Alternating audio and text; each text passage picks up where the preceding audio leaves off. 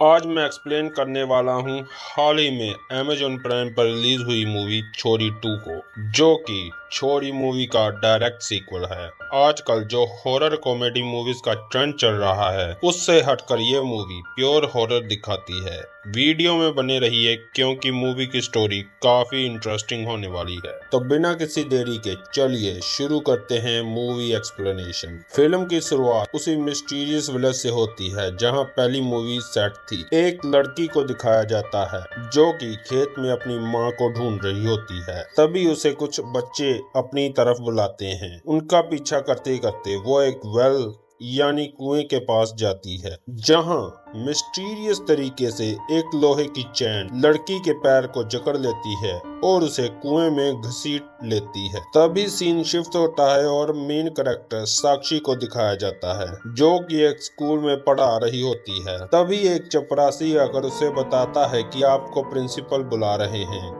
जब साक्षी प्रिंसिपल के पास जाती है तो प्रिंसिपल उसे कहता है कि उन्होंने उसकी बेटी को घर पर पढ़ाने की अर्जी रद्द कर दी है, क्योंकि उनका कहना है कि ऐसा करने पर बाकी के पेरेंट्स भी ऐसा करने की जिद करेंगे और उसे अपनी बेटी को स्कूल लाना ही होगा। साक्षी अपनी बेटी को घर पर रानी नाम की केयर टेकर के पास छोड़कर आती है, क्योंकि उसकी बेटी ईशानी को एक प्रॉब्लम है। जब वह डायरेक्ट सूरज की लाइट के सामने आती है तो उसकी स्किन जलने लगती है। खैर, अब साक्षी को रात को घर में दिखाया जाता है जहां वह डिनर कर रहे होते हैं। तभी समर नाम के एक पुलिस ऑफिसर को दिखाया जाता है। साक्षी उसके घर में एज अ पेइंग गेस्ट रहती है। खैर, सब बैठकर डिनर करते हैं। तभी अगली सुबह ना चाहते हुए भी ईशानी को साक्षी को स्कूल लाना पड़ता है, लेकिन स्कूल लाने से पहले वो उसे अच्छी तरह से कवर कर लेती है। ईशानी बहुत ही होशियार होती है। वह अपनी माँ से उल्टे सीधे सवाल पूछती ही रहती है। खैर, रात को साक्षी ईशानी को सुलाकर समर से मिलने जाती है।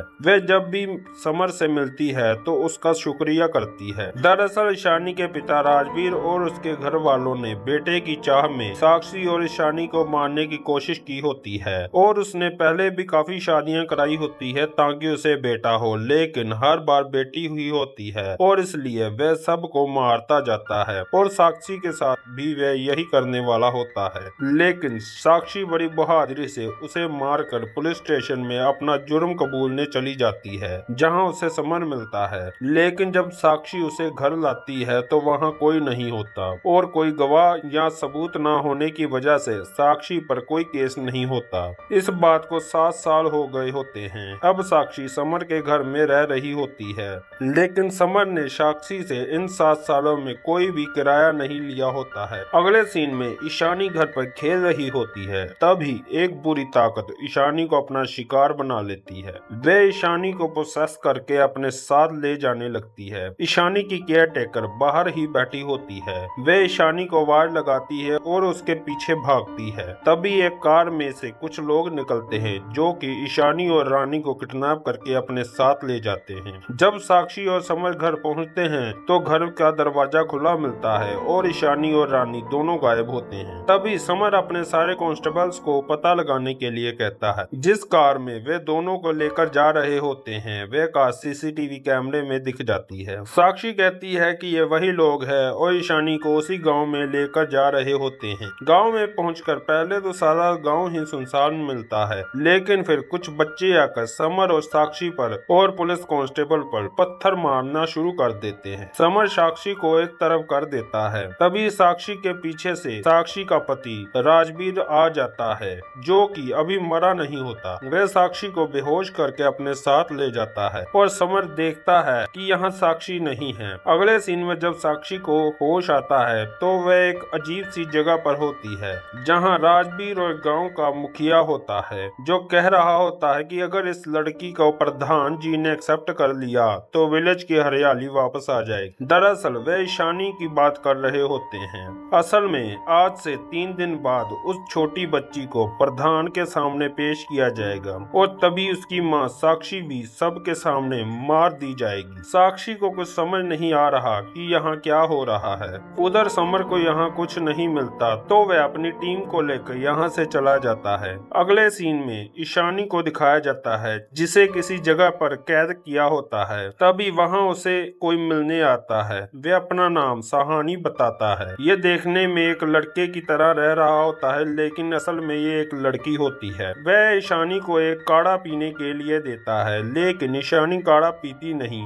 उधर साक्षी को एक कार कोठरी में बंद कर देते हैं। वे काफी चिल्ला रही होती है। तभी उसके पास दासी माँ आती है जो कि प्रधान की बीवी थी। वह बताती है कि उसे नेक्स्ट दासी बनाने के लिए किसी की जरूरत है और दरअसल ईशानी को इसी के लिए ही लाया गया है और उस काढ़े को पीने से ईशानी जल्दी से एक औरत बन जाएगी और 3 दिन बाद ईशानी को नेक्स्ट दासी माँ बना दिया जाएगा। तभी दासी माँ खुद आकर ईशानी को काढ़ा पिलाने लगती है। उधर राजवीर मुखिया से कह रहा होता है कि उसे कुनबे में वापस ले लिया जाए, जिस पर मुखिया कहता है कि 3 दिन बाद जब प्रधान ईशानी को एक्सेप्ट कर लेंगे तो तू सबके सामने अपनी बीवी का गला काटेगा, फिर तुझे कुनबे में वापस ले लिया जाएगा। फिर हमें साक्षी को दिखाया जाता है जो कि शांत होकर बैठी होती है। तभी उसे ईशानी की आवाज आती है और वह टनल में ईशानी को ढूंढने निकल पड़ती है। साक्षी को ईशानी की आवाज टनल में हर जगह से आ रही होती है, इसलिए उसे पता नहीं चलता कि ईशानी कहाँ है। उधर ईशानी को भी अपनी माँ की आवाज आ रही होती है। ईशानी आवाज का पीछा करते करते बाहर निकल जाती है जहाँ धूप से वह जलने लगती है लेकिन वह रुकती नहीं है। लेकिन दासी माँ को ईशानी के बारे में पता चल जाता है और वह जल्दी से जाकर ईशानी को वापस ले आती है। ईशानी काफी जल गई होती है इसलिए दासी माँ ईशानी के घावों पर लेप लगाती है जिसे ईशानी ठीक हो जाती है। तभी वहाँ मुखिया आकर दासी माँ से कहता है कि इसे औरत बनाना तेरी जिम्मेदारी है। अगर ये टाइम रहते औरत नहीं बनी तो प्रधान तुझे भी मार देंगे। जिससे हमें पता चलता है कि दासी माँ की भी कोई इज्जत नहीं है। दासी माँ के पास काफी शक्तियाँ तो थी लेकिन मुखिया भी उसकी कोई इज्जत नहीं करता था। दासी माँ कहती है कि वह अपना काम करना जानती है और उसकी सलाह की उसे कोई जरूरत नहीं है। उधर समर साक्षी और ईशानी को ढूंढने के लिए फिर उसी जगह आ जाता है। अब वह कुएं के पास पहुंच जाता है। उसके साथ एक कांस्टेबल होता है जिसे वह कहता है कि अगर वह सुबह तक ना लौटा तो वह बहुत सारी पुलिस के साथ यहाँ आ जाए। ये कहकर वह भी कुएं के अंदर चला जाता है। उधर ईशानी दासी माँ को कहानी सुनाने के लिए कहती है जिस पर दासी माँ उसे कहानी सुनाने लगती है। वह कहती है कि एक बार एक राजा था और वह सिर्फ एक ऐसी लड़की से शादी कर सकता था जो कि सबसे ज्यादा ताकतवर हो और अगर उसने ऐसी लड़की से शादी कर ली तो उसके पंख निकल आएंगे। जिस पर ईशानी कहती है कि अगर उसने मुझे चुना तो मेरे भी पंख निकल आएंगे। जिस पर दासी माँ हाँ कहती है। वह कहती है कि इसके लिए तुम्हें खुद को प्रधान को समर्पित करना होगा, जिसके लिए ईशानी मान जाती है। उधर साक्षी के पास कई सारी औरतें मदद मांगने के लिए आती हैं और फिर अचानक से गायब हो जाती है जो कि साक्षी का भ्रम होता है। लेकिन थोड़े आगे जाकर साक्षी को ईशानी के केयर टेकर रानी मिलती है जिसे जंजीरों में जकड़ा गया होता है। अब साक्षी रानी को छुड़ाने में लग जाती है। तभी वहाँ राजवीर आकर रानी को मार देता है और साक्षी कुछ नहीं कर पाती। उधर महामारी के चलते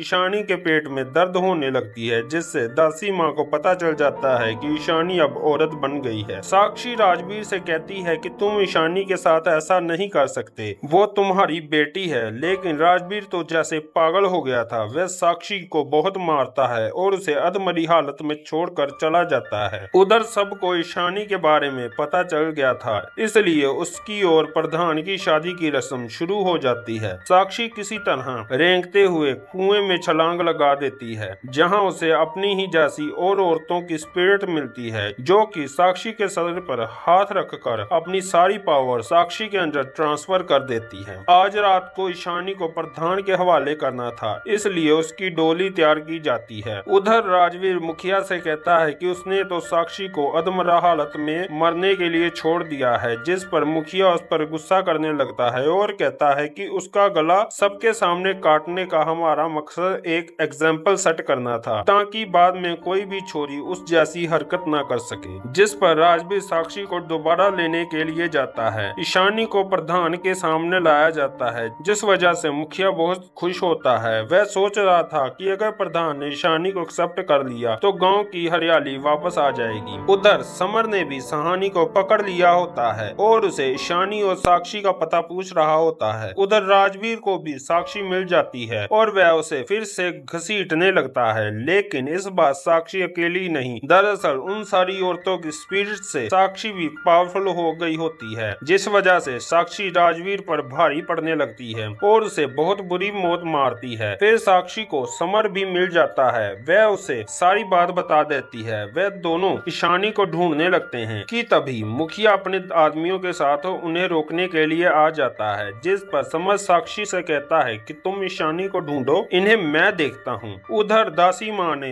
ईशानी को प्रधान को सौंपने की रस्म शुरू कर दी होती है। तभी दिखाया जाता है कि दरवाजा खुलता है और एक बहुत बड़ा आदि मानव सा कुछ क्रिएचर बाहर आता है, जो कि पहले तो दासी माँ को लात मारता है और फिर ईशानी को अपने साथ अंदर ले जाता है। लेकिन तभी वहाँ साक्षी भी आ जाती है और दासी माँ और साक्षी के बीच लड़ाई होने लगती है। दासी माँ के पास काफी काली शक्तियाँ होती है, लेकिन इस बार साक्षी भी बहुत पावरफुल होती है। वह दासी माँ को काफी मारती है और उसे कहती है कि तेरी कोई औकात नहीं है, प्रधान तुझे सिर्फ यूज कर रहा है और तू सिर्फ एक दासी है जिसकी जरूरत अब खत्म हो गई है। अब साक्षी प्रधान के कमरे में जाती है तो वहाँ कोई नहीं होता और ईशानी को एक बॉक्स में बंद करके रखा होता है। साक्षी ईशानी को बाहर निकालती है तो प्रधान वहाँ आ जाता है। प्रधान के पास काफी काली शक्तियाँ होती है, वह साक्षी पर भारी पड़ने लगता है। तभी वह ईशानी को भी करप्ट करने लगता है और उसे स्वीकार करने लगता है। लेकिन तभी एक और काली शक्ति प्रधान का सामना करने लगती है, जो कि दासी माँ की होती है। दासी माँ की शक्ति प्रधान को थोड़ी देर के लिए बेहोश कर देती है। दरअसल दासी माँ को समझ आ गया था कि यहाँ उसकी कोई इज्जत नहीं है और इस रिचुअल के बाद तो उसे पैरों की जूती ही समझा जाएगा। साक्षी अपनी बच्ची को पाकर बहुत खुश होती है। उधर मुखिया को भी समर ने पुलिस की मदद से अरेस्ट कर लिया होता है। दासी माँ ईशानी और साक्षी को लेकर प्रधान के उठने से पहले वहाँ से निकलने लगती है, लेकिन तभी प्रधान जाग जाता है और साक्षी को जंजीर की मदद से पकड़ लेता है और कुएं में खींच लेता है। दासी माँ साक्षी को बचाने की कोशिश करती है, लेकिन नाकाम रहती है। साक्षी अपने आप को छुड़वाने के लिए काफी लड़ती है, लेकिन छूट नहीं पाती। वह जगह भी टूट रही होती है। साक्षी को रियलाइज हो जाता है कि अगर इस दानव को ना मारा तो ये वापस आएगा। फिर वह दासी माँ की तरफ देखती है, जैसे कि कह रही हो कि मेरी बेटी का ध्यान रखना, और फिर वह प्रधान से लड़ने के लिए कुएं में उस दानव पर कूद पड़ती है और इसके साथ ये मूवी यहीं खत्म हो जाती है। तो ये थी छोरी पार्ट 2 की फुल मूवी एक्सप्लेनेशन। अगर आपको ये कहानी पसंद आई हो, डर लगा हो या कहीं ना कहीं गूज़बम्स आए हो तो लाइक और कमेंट जरूर करें और हमें बताओ कि आपको सबसे डरावना सीन कौन सा लगा और अगर आप और भी ऐसी हॉरर कहानियां सुनना चाहते हैं तो चैनल को सब्सक्राइब करें और बेल आइकन दबाएं ताकि आप कोई भी हॉन्टेड कहानी मिस ना करें। मिलते हैं अगली डरावनी कहानी के साथ, तब तक के लिए गुड बाय या कहूँ स्वीट नाइटमेयर।